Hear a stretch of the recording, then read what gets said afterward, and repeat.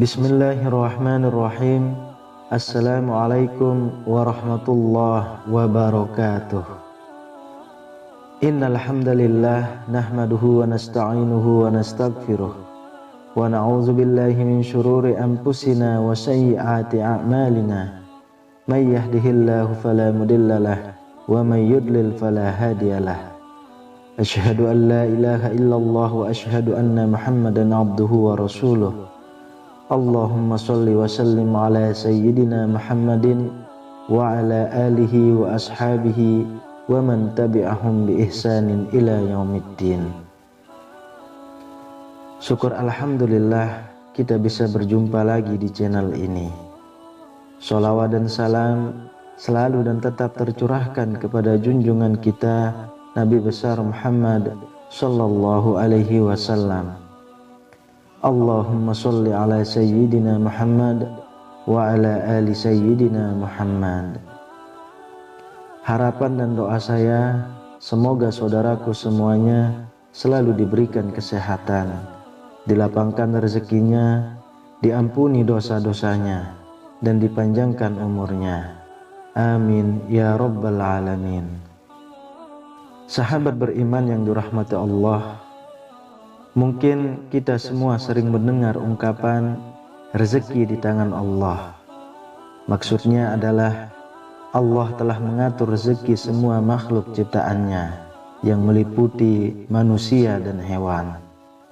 Namun tak dapat dipungkiri bahwa kita masih kerap khawatir saat memikirkan satu perkara ini, yaitu rezeki. Terlebih saat kita merasakan hidup semakin hari makin sulit. Kebutuhan meningkat, namun penghasilan justru malah makin sedikit. Ditambah beban hutang yang menghimpit diri kita. Sebelum kita makin memikirkan tentang hal itu, ada baiknya kita memahami dulu hakikat rezeki dari Allah Subhanahu wa ta'ala. Dengan begitu, kita akan lebih kuat dan tangguh jalani hidup ini yang tak akan pernah terlepas dari berbagai cobaan.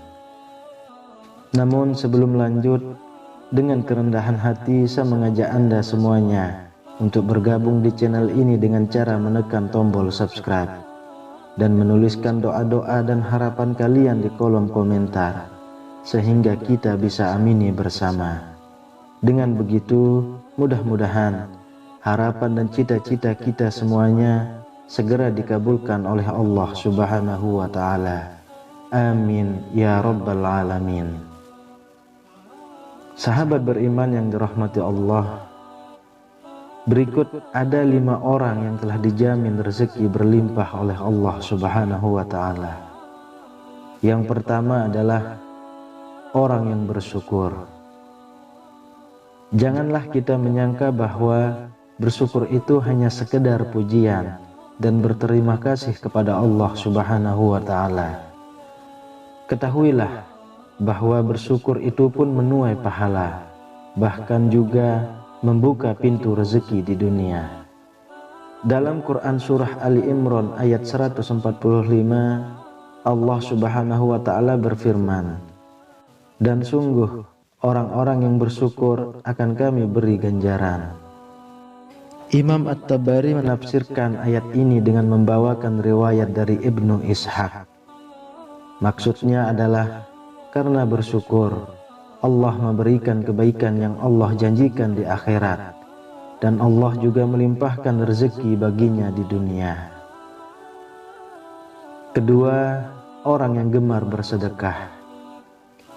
Sedekah merupakan amal soleh yang diperintahkan oleh Allah Subhanahu wa ta'ala, di mana orang yang bersedekah akan dibalas dengan balasan yang tak ternilai dari sisi Allah Subhanahu wa ta'ala. Kadangkala balasan itu sama dengan atau melebihi sedekah yang kita berikan kepada orang lain. Dalam Quran surah Al-Hadid ayat 18, Allah Subhanahu wa ta'ala berfirman, sesungguhnya orang-orang yang bersedekah, baik laki-laki maupun perempuan, dan meminjamkan kepada Allah pinjaman yang baik, niscaya akan dilipat gandakan ganjarannya kepada mereka, dan bagi mereka pahala yang banyak. Lalu yang ketiga, orang yang gemar bersolawat. Ka'ab bin Malik berkata, saya berkata, wahai Rasulullah, sungguh saya telah memperbanyak bersolawat kepadamu. Lalu seberapa banyak saya jadikan solawat saya kepadamu di dalam doa saya? Rasulullah SAW menjawab, terserah kamu. Ia berkata, 1/4. Beliau menjawab, silahkan saja, dan jika kamu tambah, maka akan lebih baik. Saya berkata, bagaimana kalau setengahnya? Beliau menjawab, silahkan saja, dan jika kamu tambah, maka akan lebih baik bagimu. Saya berkata, bagaimana kalau 2/3? Beliau menjawab, silahkan saja, dan jika kamu tambah, maka akan lebih baik. Kemudian saya berkata, akan saya tujukan solawatku kepadamu pada semua waktu. Beliau menjawab, kalau begitu, maka akan dicukupkan semua keinginanmu, dan dosamu akan diampuni. Yang keempat, orang yang gemar beristighfar. Dari Ali bin Abi Thalib berpesan, jika rezeki dari Allah terlambat, maka beristighfarlah kepada Allah dan mohonlah semoga Allah melapangkan rezekinya bagi Anda. Rasulullah SAW bersabda, barang siapa memperbanyak istighfar, niscaya Allah mengubah setiap kesedihannya menjadi kegembiraan. Allah Azza wa Jalla memberikan solusi dari setiap kesempitannya atau kesulitannya, dan Allah anugerahkan rezeki dari arah yang tiada disangka-sangka. Hadis riwayat Ahmad dan Al-Hakim. Kemudian yang kelima, sholat tahajud dan sholat duha.